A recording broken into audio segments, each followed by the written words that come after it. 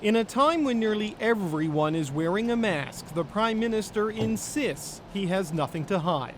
We Charity received no preferential treatment, not from me, not from anyone else. The public service recommended We Charity, and I did absolutely nothing to influence that recommendation. Far from speeding it along, Trudeau says he slowed things down.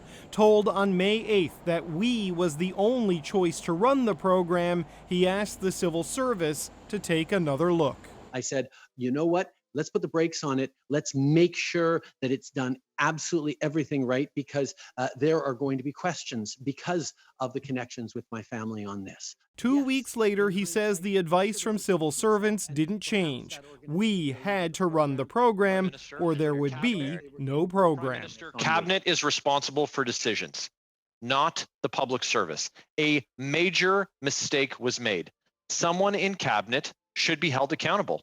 Which minister will you fire? The opposition was less interested in the defense than the consequences, pressing Trudeau on the conduct of his ministers. How many times would one of your ministers need to be found guilty of breaking the Conflict of Interest Act for you to fire them?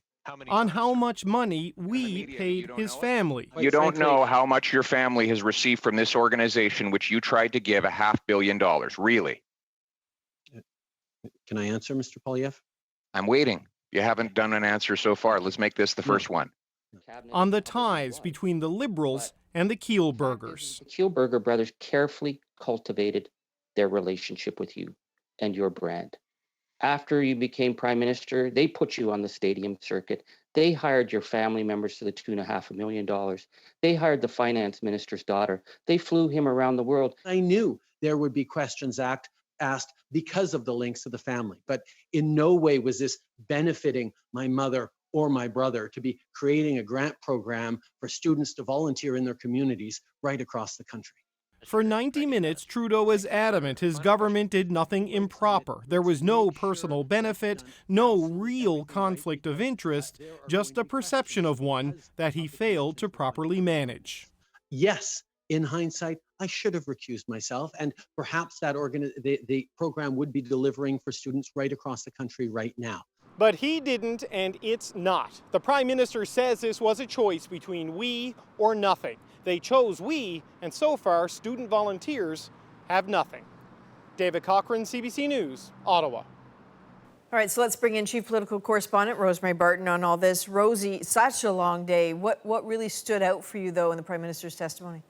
Well, Adrienne, it's interesting because there was sort of an admission by the Prime Minister today that he does have potentially a blind spot that he is increasingly aware of. You know, the admission that he realized when this was first presented to him that there may be a quote-unquote perception problem here by choosing the We Charity and asking the public service to do more due diligence, but then deciding that he was going to go ahead with the program anyway because, as he says, there was no other choice presented. It's interesting because he continues to have problems in his role as Prime Minister with this blind spot in terms of his own vulnerabilities and potential problems of conflict. And I think there was evidence today that he's sort of aware of them, but not enough to protect himself. Okay, so if you think about all the build-up to today, now that it's over, what happens?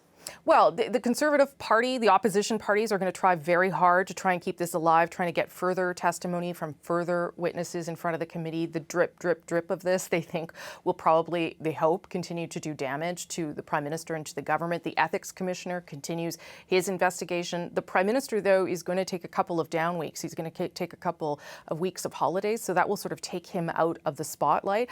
But, make no mistake, after what we saw today, the opposition parties are looking for a way to keep the pressure on both the Prime Minister and the Finance Minister, and we'll talk a little bit more about that with At Issue later. Oh yeah, they're not letting go. Rosie, thanks very much. Thanks, Adrienne.